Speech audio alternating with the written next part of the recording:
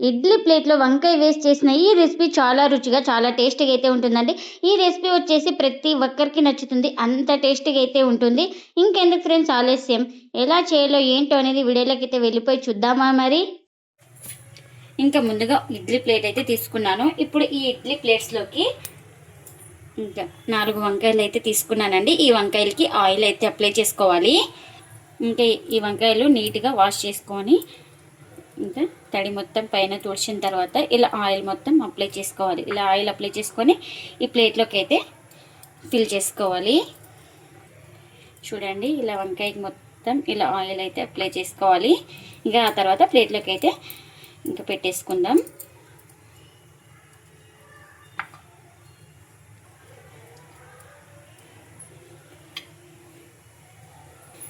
ఇంకా ఇప్పుడు ఈ ప్లేట్ని ఇంకా నేను కడాయిలో వాటర్ అయితే వేసుకున్నానండి. వాటర్ కూడా బాగా బాయిల్ అవుతుంది కదా. ఇంకా ఇప్పుడు ఈ ఇడ్లీ ప్లేట్ని అయితే ఇంకా ఇలా పెట్టేసుకుందాం. ఇలా నిదానంగా పెట్టుకోవాలి.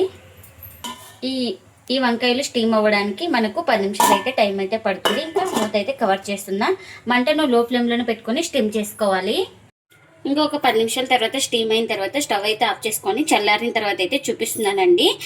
ఇంకా ఇప్పుడు చూడండి, పూర్తిగా చల్లారిపోయినాయి కదా. ఇప్పుడు వీటిని పైన ఇలా తొక్క అయితే తీసుకోవాలి.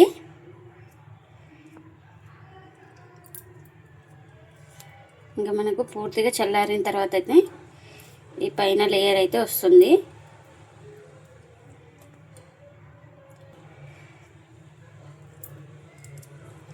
చూడండి, ఇలా మొత్తం తీసేసుకోవాలి అన్నిటికీ.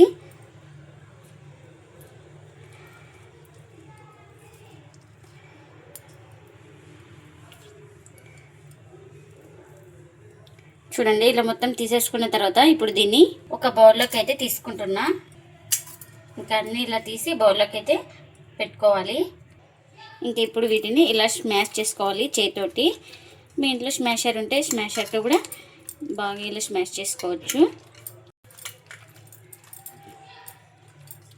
ఇంకా ఇప్పుడు ఇందులోకి రుచికి తగినంత సాల్ట్, అలాగే కారం కూడా వేసుకోవాలి. ఇంకా కారం, ఉప్పు వేసుకొని మొత్తం ఇలా బాగా కలుపుకోవాలి ఇంకా స్పూన్ తోటి. ఇంకా ఇప్పుడు మనకి ఇదైతే రెడీ అయిపోయింది కదా. ఇప్పుడు దీన్ని పక్కన పెట్టేసుకుందాం. ఇంకా ఇప్పుడు ఒక కడాయి పెట్టుకొని అందులోకి ఒక 2 స్పూన్ ఆయిల్ అయితే వేసుకున్నానండి. ఆయిల్ కూడా హీట్ అయింది. ఇంకా ఒక 1/2 టీ స్పూన్ దాకా శనగపప్పు అయితే వేసుకోవాలి. అలాగే ఒక 1/2 టీ స్పూన్ దాకా మినపప్పును కూడా వేసుకోవాలి.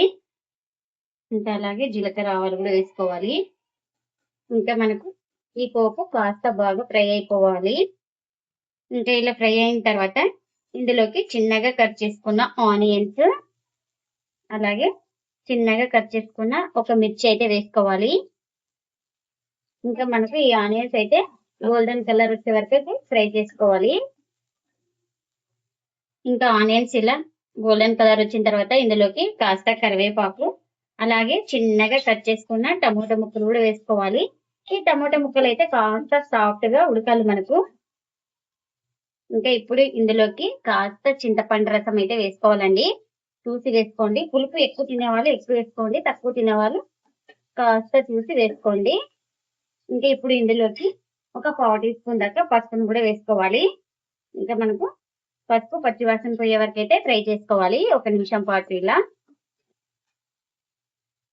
ఇంకా 1 నిమిషం పాటు బాగా ఫ్రై చేసుకున్న తర్వాత ఇంకా ఇప్పుడు ఇందులోకి వంకాయ మొత్తం ఇలా స్మాష్ చేసుకున్నాం కదా. ఇంకా ఈ మొత్తాన్ని వేసుకోవాలి ఈ పోపులోకి.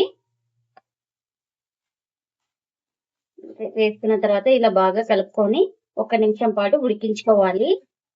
ఇంకా ఈ వంకాయ మిశ్రమానికి మొత్తం పోపు అయితే బాగా పడుతుంది. ఉప్పు, కారం అన్ని సరి చూసుకొని వేసుకోండి, ఏమైనా తక్కువ అనిపిస్తే. ఇంకా మనకు ఇదైతే రెడీ అయిపోయిందండి. ఇంకా స్టవ్ అయితే ఆఫ్ చేస్తున్నాను. ఇడ్లీ ప్లేట్స్ లో వంకాయ పెట్టి చేసిన ఈ రెసిపీ చాలా రుచిగా, చాలా టేస్టీగా అయితే ఉంటుందండి. ఈ రెసిపీని వచ్చేసి పచ్చడి అంటారో లేదంటే కర్రీ అంటారో మీరే కామెంట్ అయితే చేయండి ఫ్రెండ్స్. ఇంకా ఇది చాలా టేస్టీగా అయితే ఉంటుందండి. ప్రతి ఒక్కరికి నచ్చుతుంది ఈ రెసిపీ అయితే. ఈ రెసిపీని ఇంకా చపాతీలోకి కానీ, రైస్లోకి కానీ, రోటీలోకి కానీ ఎలా తిన్నా చాలా టేస్టీగా అయితే ఉంటుంది. మీరు కూడా తప్పకుండా ఒకసారి ఇలా ట్రై చేసి మీకు ఎలా వచ్చిందో కామెంట్ అయితే చేయండి ఫ్రెండ్స్. ఇదండి ఇవాల్టి వీడియో. ఈ వీడియో కనుక నచ్చితే ప్లీజ్ లైక్ చేయండి, షేర్ చేయండి, కామెంట్ చేయండి. అలాగే లైక్ చేసి సపోర్ట్ చేయండి friends. Thanks for watching. By by.